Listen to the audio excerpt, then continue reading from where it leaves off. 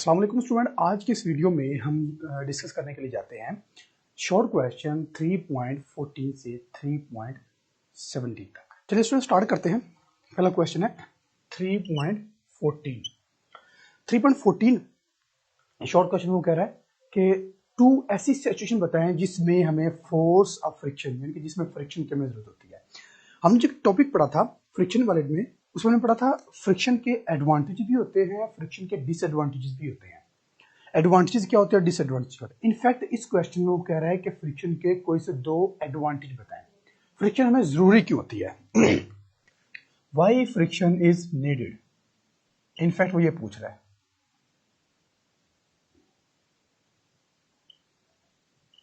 Y friction is needed, वो कहता है फ्रिक्शन जरूरी क्यों होती है, इसके कोई से दो एडवांटेज बताएं। तो पहला पॉइंट ये होगा कि फ्रिक्शन हमें जरूरी क्यों होती है। फ्रिक्शन हमें जरूरत होती है टू वॉक ऑन रोड। हमें फ्रिक्शन की जरूरत होती है वॉक करने के लिए, फिर रनिंग करने के लिए हमें फ्रिक्शन की जरूरत होती है। अगर स्लिपरी जगह है ना तो आप वॉक करेंगे तो आप गिर जाएंगे। स्लिपरी जगह पर आप रन नहीं कर सकते। अगर बारिश का मौसम है, बारिश हुई है, तो आप पार्क में जाते हैं रनिंग करने के लिए, अगर उसका ट्रैक कच्चा है ना तो वहां पर पानी खड़ा हुआ है, कीचड़ हुआ है, और उस पर आप अगर रनिंग करने की कोशिश कर देंगे तो आप गिर जाएंगे, स्लिप हो जाएंगे। क्यों? क्योंकि अब की बार उस ग्राउंड और आपके पांव के दरमियान में फ्रिक्शन कम है, आप गिर जाओगे, आप नहीं चल सकोगे। तो फ्रिक्शन ज्यादा जब होगी तब आप अच्छे से रनिंग कर सकते हैं, ऐसी है। और दूसरी सिचुएशन ये हो सकती है वी नीड फ्रिक्शन, हमें फ्रिक्शन की जरूरत होती है टू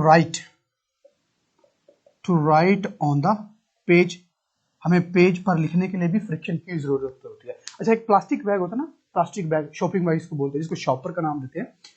अगर उसके ऊपर आप लेड पेंसिल, कच्ची पेंसिल से या बॉल पेन से लिखने की कोशिश करें ना, उसके ऊपर नहीं लिखा जाता ठीक से।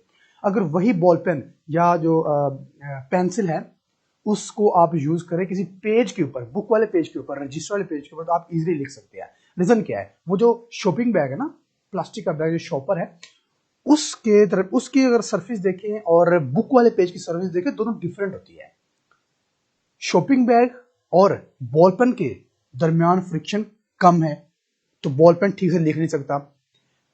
रजिस्टर पेज या बुक पेज और बॉल पेन के दरमियान फ्रिक्शन ज्यादा है, इसलिए पेन ठीक से लिख सकता है। ठीक है, तो लिखने के लिए हमें फ्रिक्शन की जरूरत होती है।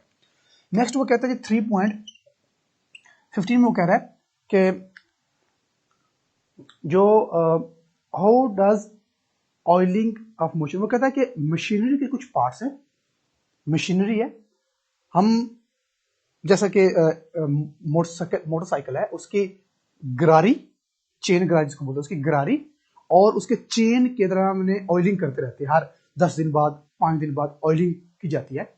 वो कहता है कि ऑयलिंग क्यों करते हैं, मशीनरी के पार्ट्स के दरमियान में ऑयलिंग क्यों करते हैं। वाई ऑयलिंग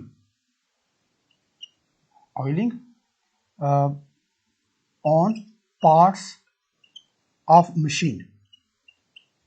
वो कहता है मशीन के पार्ट्स के दरमियान में हम ऑयलिंग क्यों करते हैं। तो ऑयलिंग हम करते हैं फ्रिक्शन को कम करने के लिए। देखें, यहां पर हमें फ्रिक्शन की जरूरत थी, इस वाले केस में वॉक करने के लिए, लिखने के लिए फ्रिक्शन की जरूरत थी।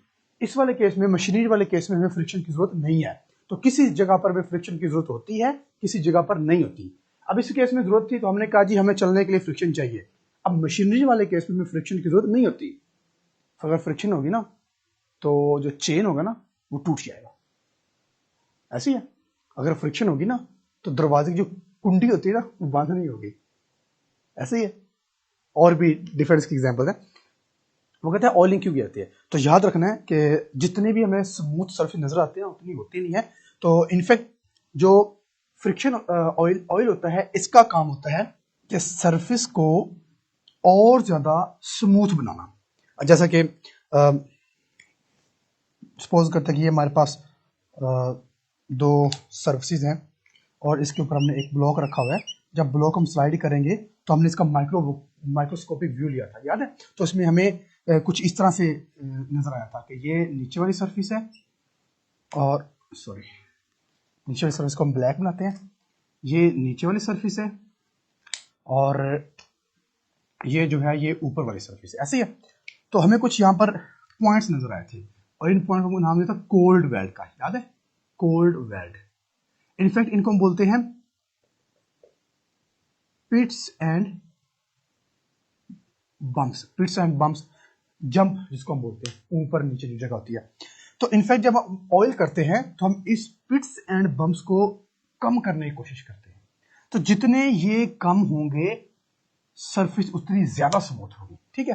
तो इनफैक्ट हम क्या करते हैं, इसका आंसर हम लिखते हैं by oiling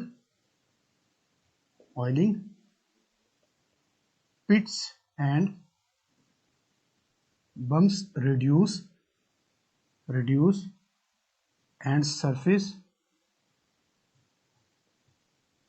becomes more smooth। तो सरफेस जो होगी वो मजीद स्मूथ हो जाएगी, ठीक है। तो इसकी वजह से हम पार्ट्स के दरमियान में ऑयलिंग करते हैं ताकि पिट्स एंड बम्प्स को रिड्यूस करके हम सरफेस को मजीद स्मूथ बना सकें, ठीक हो गया। चलें जी, नेक्स्ट हमारे पास है 16। नेक्स्ट हमारे क्वेश्चन है 3.16। अब 3.16 में वो कह रहा है कि हमें बताएं फ्रिक्शन को कम करने के मेथड्स क्या होते हैं, और ये हम एक टॉपिक में ऑलरेडी पढ़ चुके हैं, उसका हम रिव्यू ले लेते हैं। तो मेथड हमने बताने हैं, मेथड्स टू रिड्यूस फ्रिक्शन को कम करने वगैरह मेथड बताएं। तो पहला हमारा मेथड क्या होगा कि हम स्ट्रीमलाइन जो ऑब्जेक्ट्स हैं, मेक स्ट्रीमलाइन शेप, एक तो हम किस ऑब्जेक्ट्स की जो शेप्स है वो स्ट्रीमलाइन कर दें। फिर दूसरा ये है कि हम सरफेस को स्मूथ कर दें, मेक सरफेस स्मूथ, हम सरफेस को वो या स्मूथ कर दें। फिर हमारे पास ये है कि तो स्ट्रीमलाइन शेप क्या होता है, फिश शेप बना देना, त्रिकोणी, जैसे कि प्लेन के आगे से शेप होती है, बुलेट ट्रेन की शेप होती है, वो स्ट्रीमलाइन शेप होती है। और स्मूथ सरफेस बना देना। और क्या हो सकता है हमारे पास, ball bearing and rolling bearing use करना,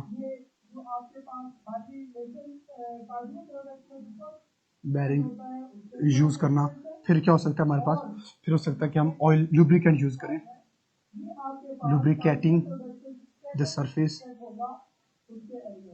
हम सरफेस को लुब्रिकेंट करके भी फ्रिक्शन को कम कर सकते हैं, ठीक है। ये मेरे पास 4 मेथड जो हमने ऑलरेडी पढ़े थे, शॉर्ट में लिखा है, आप इसको अच्छे तरीके से बुक से याद करना है। फिर वो कह रहा है जी 17, वो कह रहा है why friction rolling friction is less than sliding. वो कहता है रोलिंग फ्रिक्शन स्लाइडिंग फ्रिक्शन से कम क्यों होती है। तो इसको हम यहाँ पे कर लेते हैं, चलें।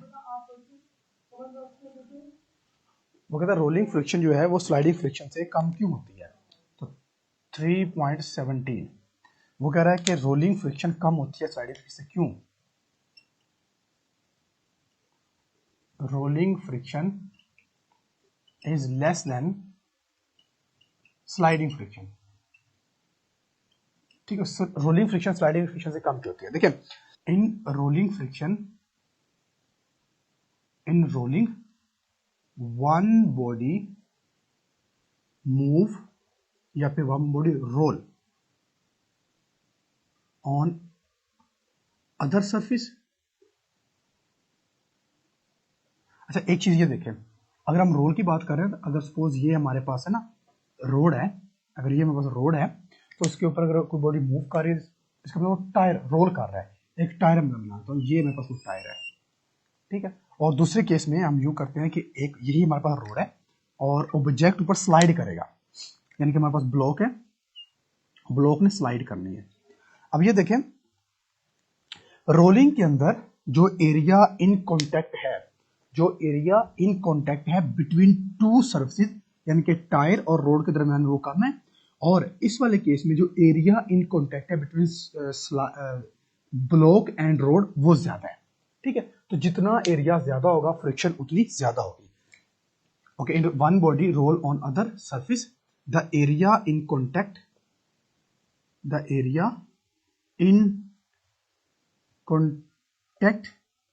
is small,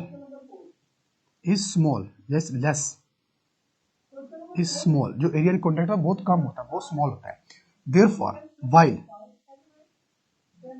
while in sliding friction, जबकि स्लाइडिंग फ्रिक्शन के अंदर एरिया इन कॉन्टेक्ट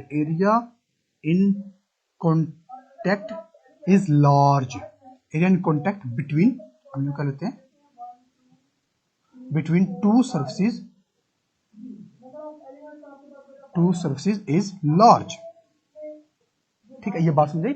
रोलिंग के अंदर जो एरिया इन कॉन्टैक्ट होगा टू बॉडीज के दरमियान वो कम होता है, और स्लाइडिंग वाले केस में एरिया इन कॉन्टैक्ट होगा टू बॉडीज में ज्यादा होगा। बिल्कुल एग्जांपल ले लेते हैं हम, एक कार है, कार के टायर है 4। अब देखिए एक टायर जो सपोज करते हैं पूरा जो गाड़ी का एरिया है जी वो है जी 3 मीटर स्क्वायर में। गाड़ी के 4 टायर है, चारों टायर लगे हुए हैं, और रोड के ऊपर क्या वो 3 मीटर का स्क्वायर पूरा अटैच है? नहीं, गाड़ी रोड से ऊपर है, सिर्फ टायर जो है ना वो टच है। इसका मतलब है कम एरिया है। जबकि अगर चारों टायर उतार दे, अब पूरी गाड़ी रोड के ऊपर अटैच, रोड के साथ अटैच हो जाएगी। अब के बाद पूरा 3 मीटर स्क्वायर का एरिया वो सारे सारा अटैच है, यानी कि ज्यादा एरिया रोड के साथ अटैच है। तो इसलिए जब ज्यादा एरिया रोड के साथ अटैच होगा तब होगी स्लाइडिंग, और वो हमेशा ज्यादा होगी, और जब कम एरिया अटैच होगा रोलिंग में तो वो होगी रोलिंग, और वो हमेशा कम होगी। इसी वजह से देयरफॉर thus rolling friction